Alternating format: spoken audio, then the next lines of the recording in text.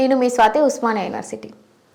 మన మన గౌరవనీయులు మనం ఇన్ని రోజులు మనోళ్ళు పొగిడినటువంటి మన కేటీఆర్ సారు ఇన్ని రోజులు అసలు అలాంటి ఐటీ మినిస్టరే లేడట. మన ఐటీ మినిస్టర్ మన ఏమన్నాడంటే పేదరికం ఇంతకుముందు 22% ఉండే ఇప్పుడు 6% వచ్చిందని చెప్పిండండి. ఆ పర్సంటేజ్ లెక్క ఎంత స్పష్టంగా చెప్పిందంటే అదే స్పష్టంగా నేను కూడా మిమ్మల్ని అడుగుతున్నా, నిజం చెప్పుర్రి, ఎవరిదండి పేదరికం తగ్గింది? వాళ్ళ చెల్లెదా?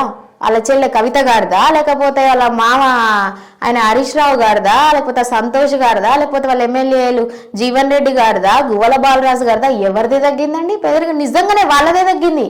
కేసీఆర్ గారి పేదరికం తగ్గింది, కవిత గారి పేదరికం తగ్గింది. అప్పుడేమో పెట్టుకుందానికి వాచ్ లేదు, కట్టుకోవడానికి ఏమో 100 రూపాయలు 200 చీరలు ఉండే. ఏ బతుకమ్మ అప్పుడు వాళ్ళు వంచి చూడు గై కట్టుకునేది అప్పుడు ఆమె.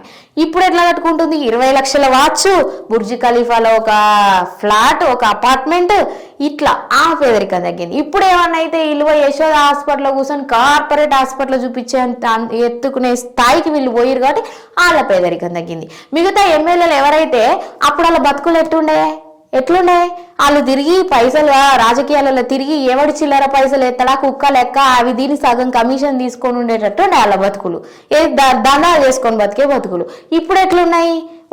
ఒకనికి ఇచ్చి అరే వాడిని ఇది చేయరు అది చేయరు అని చెప్పే స్థాయికి ఒక్కొక్కరు ఒక పెద్ద ఉన్నతమైన స్థాయిలోకి ఎదిగిరా. అందుకే వాళ్ళ పేదరికం తగ్గింది.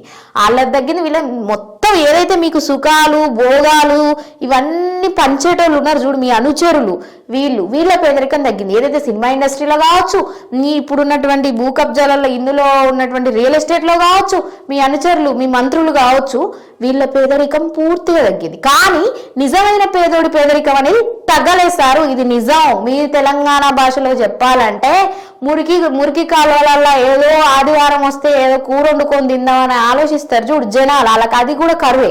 అట్లాంటి వాళ్ళది వాళ్ళ బతుకులు మారలే. ఎంత దుర్మార్గుడు అంటే నువ్వు ఈ పదాలు చెప్పే ముందు పేదరికం అనే మాటకు ఆ మాట ఎత్తడానికి కూడా తగ్గిందనే మాట ఎత్తడానికి కూడా నువ్వు అర్హుడివి కాదు. ఈరోజు నీ కొడుకు అది పెద్ద ఇంటర్నేషనల్ హై స్కూల్, ఆ పేరు ఆక్రేజ్ హై స్కూల్ అంట, మరి అలా చదువుతున్నాడు. మరి మా పూర్వాళ్ళకి చదువులేరా నాయన? మా వాళ్ళు ఇప్పుడు ఊర్లలో ఉన్న వాళ్ళ అమ్మలు వాళ్ళంతా ఒక 200 కూలీ చేసుకొని రోజు వాడ ఒక లయ్య ఆటో దోలో లేకపోతే 500 పనికి పోయో పోరాన్ని స్కూలుకు పంపితే పుస్తకాలు కొనియలేక ఆ ఖర్చులు భరించలేక పెద్ద పెద్ద కార్పొరేట్ స్కూళ్ళల్లో ఈరోజు ప్రభుత్వ పాఠశాలలకు పంపితే నీ దరిద్రం కానీ నువ్వు పాలించిన 10 సంవత్సరాలల్లో ఒక్క ఉపాధ్యాయుడి రిక్రూట్మెంట్ జరగలేదు. ఏం పీకినా అని నువ్వు చెప్తున్నావు ఈరోజు పేదరికం తగ్గినా అని? ఏమైనా మెదడున్నారా? ఇదే నా అమెరికాలో పోయి వచ్చి ఈడ ఐటీ శాఖ మంత్రిగా చేసి హైదరాబాద్ను ఉద్ధరించని చెప్పుకున్నటువంటి మేధావితనం ఇదేనా? ఈరోజు తెలంగాణ రాష్ట్రానికి తలమానికమైనటువంటి బాసరాలో కనీసం ఆడపిల్లలకి టాయిలెట్ సౌకర్యం లేదు. ఒక అమ్మాయి టాయిలెట్కి వెళ్తే 2 అమ్మాయిలు కావాలి ఉండాల్సినటువంటి పరిస్థితి ఏర్పడింది. అది మీ పాలన, అది పేదరికం తగ్గుడు. ఇంకా మీరు చేసింది ఈ రోజు అలంపూర్ నుంచి ఆదిలాబాద్ వరకు మొదలు పెట్టుకుంటే ఈ 10 ఏళ్ల పాలన ఎట్లా తగ్గింది పేదరికం? మీ ఊర్లో ఇప్పుడు ఉన్నటువంటి యువతి యువకులు వాళ్ళ అమ్మ నాయన వాళ్ళ చుట్టుపక్కల బతుకులు వాళ్ళే చెప్పాలి. దీన్ని ఒక పోల్ పెడదాం.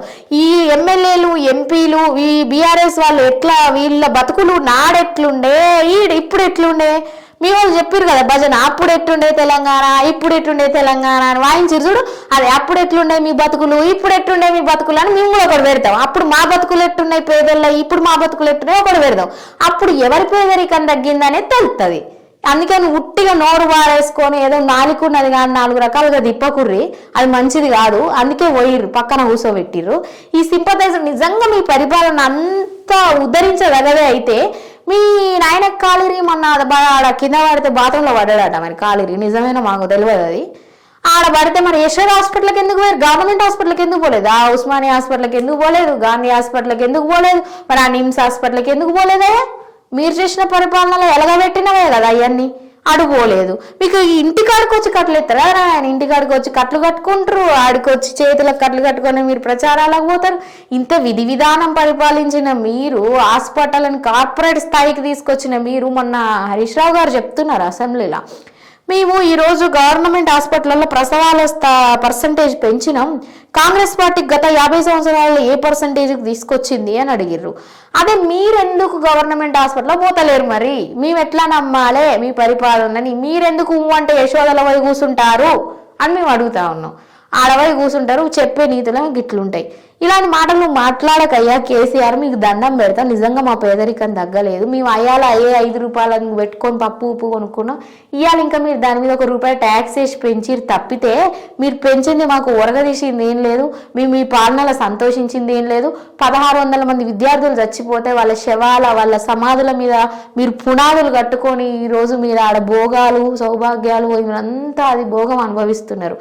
ఆడ భాగ్యం భోగం మీరు అనుభవిస్తున్నారు, కష్టాలు మేము అనుభవిస్తాం. అలా ఇంకా నువ్వు సెంటిమెంట్గా ఇప్పుడు వచ్చి పేదరికం ఇంత పర్సంటేజ్ తగ్గిందంటే నమ్మడానికి మేము అంతో ఇంతో చదువుకున్నాం, మేము అంతో ఇంతో ఇవాళ జనాలకు చెప్పే స్థాయిలో విద్యార్థులు ఉన్నారు. ఎవరిని మోసం చేద్దాం అనుకుంటున్నారు? ఇంకా మీరు హాస్పిటల్ ఇదే గాంధీ హాస్పిటల్లో ఉస్మానియా హాస్పిటల్లో ఎలకలు తెచ్చి చచ్చిపోయిన వాళ్ళు ఉన్నారు. ఎరికేనా మీకు ఈ విషయం? అంటే బయట వాళ్ళది అనుకున్నారేమోలే కానీ ఆ నిమ్స్లో కూడా నల్లులు ఇట్లా కరిచి ఇట్లా పెద్ద బొబ్బలు ఎక్కినాయి. ఇప్పుడు కూడా జనాలు చెప్తా ఉంటారు అంత పురాతనంగా అవి ఉన్నాయి.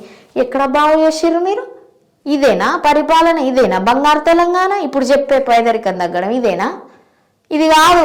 ఇది నిజంగా మేధావులు ఎవరైతే ఉన్నారో దీని మీద ఒక కన్సర్న్ తీసుకొని మీరు నిజంగా చెప్తే మీరు నిజంగా పేదరికం తగ్గేదంటే మరి ఉన్నారు కొంతమంది మేధావులు ఉన్నారు, ఒక నైపుణ్యం కలిగిన వాళ్ళని కూర్చోబెడదాం, బహిరంగ చర్చకు సిద్ధమేనా? ఎవరైతే యువతి యువకులు ఈరోజు ఉన్నారో ఈ గ్రామ స్థాయిలలో ఉన్నటువంటి విద్యార్థులు కావచ్చు, గ్రామ స్థాయిలో ఉన్నటువంటి జనాలను ఒక పోల్ పెట్టి అడుగుదాం, నాడెట్లుండే తెలంగాణ, నేడెట్లుండే తెలంగాణ, నాడు మా బతుకులు ఎట్టుండే, నేడు మా బతుకులు ఎట్టుండే అని ఒకటి పెడదాం. ఇక అలా తెలుస్తుంది మీ బతుకులు మా బతుకులేదు. ఆల్రెడీ అసెంబ్లీలో ఎన్నికలలో తెలిసింది, ఎంపీ ఎలక్షన్లలో ఒక్కటే అది ఉన్నది. దానికి ముగింపు బలకాలే. దయచేసి ఇలాంటి మాటలు ఇంకోసారి మాట్లాడకయ్యా. ఇది జనాలకు చేరే విషయం అని నువ్వు అనుకుంటున్నారేమో, ఇంకా సింపతి కొట్టుకుందామని. ఇక అయిపోయింది మీ పనే, లాస్ ఏం లేదల్లా, ఇంకేదో ఉందని కూడా మీరు ఊహించుకోకండి దయచేసి. ఇది అందరూ కూడా గమనించాలి. జనాలు జర సోయికి రారు ఇప్పుడన్నా.